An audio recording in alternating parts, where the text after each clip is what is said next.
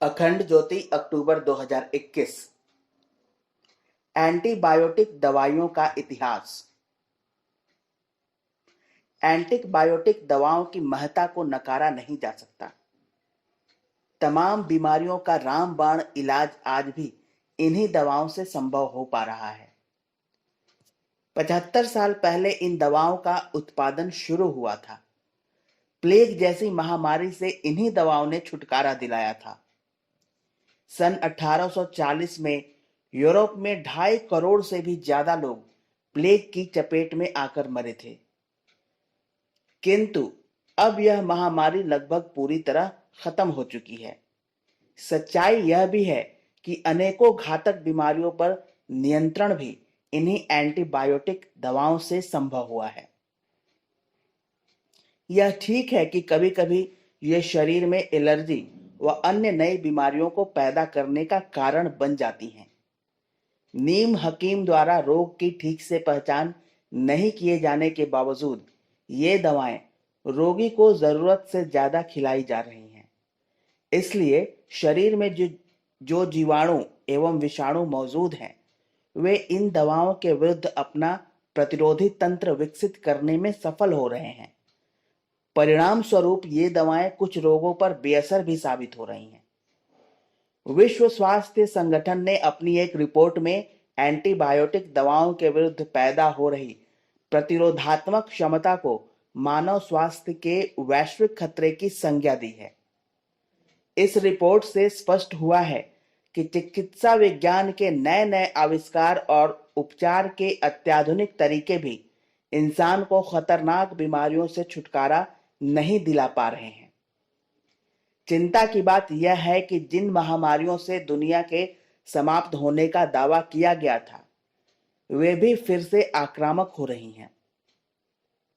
मानव जीवन के लिए जिन हानिकारक सूक्ष्म जीवों को नष्ट करने की दवाएं इजाद की गई थी, वे स्थायी तौर से रोगनाशक साबित नहीं हुई हैं। विश्व स्वास्थ्य संगठन ने 114 देशों से जुटाए गए आंकड़ों का विश्लेषण करते हुए अपनी रिपोर्ट में कहा है कि यह प्रतिरोधक क्षमता दुनिया के हर कोने में दिख रही है।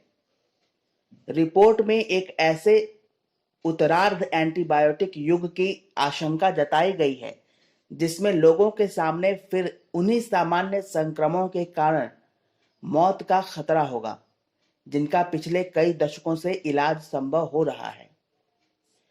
यह रिपोर्ट मलेरिया, निमोनिया, डायरिया और रक्त संक्रमण का कारण बनने वाले 7 अलग अलग जीवाणुओं पर केंद्रित है। रिपोर्ट के अनुसार अध्ययन में शामिल आधे से ज्यादा लोगों पर 2 प्रमुख एंटीबायोटिक का प्रभाव नहीं पड़ा। स्वाभाविक तौर पर जीवाणु धीरे धीरे एंटीबायोटिक के विरुद्ध अपने अंदर प्रतिरक्षा क्षमता पैदा कर लेता है, परंतु इन दवाओं के हो रहे अंधाधुंध प्रयोग से यह स्थिति अनुमान से कहीं ज्यादा तेजी से भयावह हो रही है। चिकित्सकों द्वारा इन दवाओं की सलाह देना और मरीज की ओर से दवा की पूरी मात्रा न लेना भी इसकी प्रमुख वजह है। प्रसिद्ध विशेषज्ञ डॉक्टर फुकुदा का मानना है कि जब तक हम संक्रमण रोकने के बेहतर प्रबंधन के साथ एंटीबायोटिक के निर्माण, निर्धारण और प्रयोग की प्रक्रिया को नहीं बदलेंगे, यह खतरा बना ही रहेगा।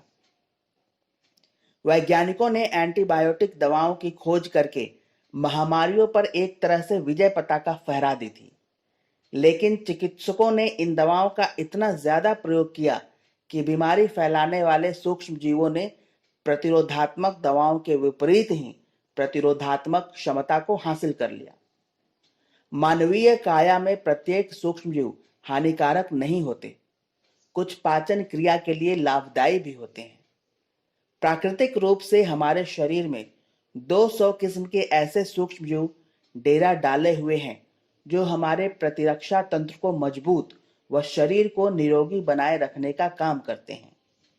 लेकिन ज्यादा मात्रा में खाई जाने वाली एंटीबायोटिक दवाएं इन्हें नष्ट करने का काम करती हैं। एंटीबायोटिक दवाओं की खोज मनुष्य जाति के लिए ईश्वरीय वरदान साबित हुई थी, क्योंकि इनसे अनेक संक्रामक रोगों से छुटकारा मिलने की उम्मीद बंधी थी। परंतु जैसे ही संक्रामक रोगों से लड़ने के लिए एंटीबायोटिक दवाओं का इस्तेमाल शुरू हुआ, तो वैज्ञानिकों ने पाया कि पुराने सूक्ष्म जीवों ने अपना रूपांतरण कर लिया है। पेनिसिलिन की खोज एक क्रांतिकारी खोज थी, किंतु वैज्ञानिकों ने देखा कि अब कुछ ऐसे सूक्ष्म जीव भी सामने आए हैं जिन पर पेनिसिलिन भी बेअसर है। सूक्ष्म जीवों को केवल सूक्ष्मदर्शी यंत्र से ही देखा जा सकता है।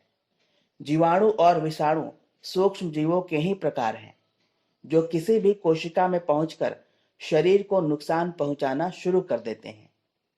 ये हमारी त्वचा, मुंह, नाक और कान के जरिए शरीर में प्रवेश करते हैं, फिर एक से दूसरे व्यक्ति में फैलने लगते हैं।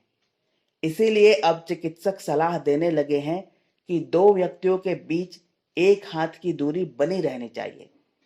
किसी का जूठा नहीं खाना पीना चाहिए। वैसे हमारी त्वचा सूक्ष्म जीवों को रोकने का काम करती है, और जो शरीर में घुस भी जाते हैं उन्हें एंटीबायोटिक दवाएं मार डालती हैं। एक समय तक संक्रामक रोगों को फैलने में एंटीबायोटिक दवाओं ने अंकुश लगा रखा था।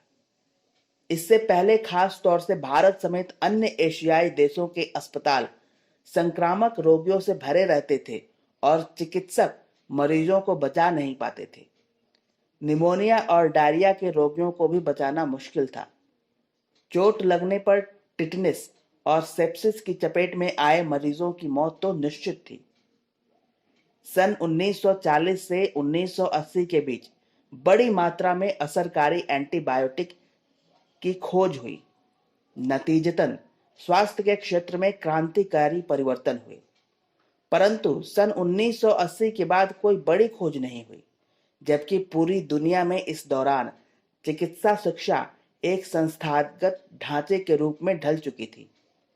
आविष्कार में उपयोगी माने जाने वाले उपकरण भी शोध संस्थानों में अब आसानी से उपलब्ध है। सन 1990 में एक नई किस्म की एंटीबायोटिक की खोज जरूर हुई, परंतु बाजार में जो भी नई दवाएं आई वे हकीकत में पुरानी दवाओं के ही नए स्वरूप थे। विडंबना यह है कि नई एंटीबायोटिक दवाएं विकसित नहीं हो पा रही हैं, जबकि ताकतवर नए नए सूक्ष्म जीव सामने आ रहे हैं। इन सूक्ष्म जीवों ने मौजूदा दवाओं की सीमाएं चिन्हित कर दी हैं। जाहिर है, इस पृष्ठभूमि में संक्रामक रोगों का खतरा बढ़ रहा है। प्रकृति ने मनुष्य को बीमारियों से बचाव के लिए शरीर के भीतर ही मजबूत प्रतिरक्षात्मक तंत्र दिया है। इन्हें श्वेत एवं लाल रक्त कणिकाओं के नाम से जाना जाता है। इसके अलावा रोगरोधी एंजाइम लाइपोजाइम होते हैं। एंटीबायोटिक दवाओं ने जहां अनेक संक्रामक रोगों से मानव जाति को बचाया, तो वहीं दुष्परिणाम स्वरूप शरीर की प्रतिरोधात्मक शक्ति को कमजोर भी किया। जिस तरह मानव शरीर विभिन्न प्राकृतिक तापमान, वायुमंडल व भौगोलिक परिस्थिति और पर्यावरण के अनुकूल अपने को ढाल लेता है, उसी तरह से धरती पर अस्तित्व के समय से ही सूक्ष्म जीव और उनके विरुद्ध शरीर की प्राकृतिक प्रतिरोधात्मक शक्ति का भी निरंतर विकास होता रहा है। एंटीबायोटिक दवाओं ने दोनों के बीच संतुलन को गड़बड़ा दिया। इसलिए एंटीबायोटिक दवाएं जब जब सूक्ष्म जीवों पर मारक साबित हुईं, तब तब जीवाणु और विषाणुओं ने अपने को और ज्यादा शक्तिशाली बना लिया। अतः महाजीवाणु कभी न नष्ट होने वाले रक्त बीजों की श्रेणी में आ गए हैं। इसलिए आज वैज्ञानिकों को कहना पड़ रहा है कि एंटीबायोटिक दवाओं की मात्रा पर अंकुश लगाना चाहिए। उपयुक्त चिकित्सा, उचित मात्रा एवं परहेज द्वारा ही इन दवाओं का समुचित लाभ लिया जा सकता है। व्यक्ति निरोगी होगा प्रकृति के साथ लय बिठा करके ही। वर्तमान में एंटीबायोटिक दवाओं का ठोस विकल्प भी उपलब्ध है। जीवन चक्र को सुव्यवस्थित करके दर्द कम करने व इससे राहत पाने के वैकल्पिक तरीकों में सबसे कारगर यौगिक चिकित्सा, आयुर्वेदिक उपचार, प्राकृतिक चिकित्सा, पंचकर्म चिकित्सा, एक्यूप्रेशर, प्राणिक हीलिंग आदि हैं। दवाओं के विकल्प के रूप में आयुर्वेदिक औषधियां और होम्योपैथी की दवाएं बेहतर विकल्प प्रस्तुत करती हैं। ये औषधियां व दवाएं रोग का देर से ही सही लेकिन स्थायी समाधान देती हैं और हमें अपनी जीवन शैली खान पान में सुधार लाने के लिए भी प्रोत्साहित भी करती हैं। जिनकी जीवन शैली सही है वह इन दुष्प्रभावों से दूर रहते हैं। इसलिए स्वस्थ जीवन शैली ही एकमात्र संपूर्ण समाधान है। समाप्त।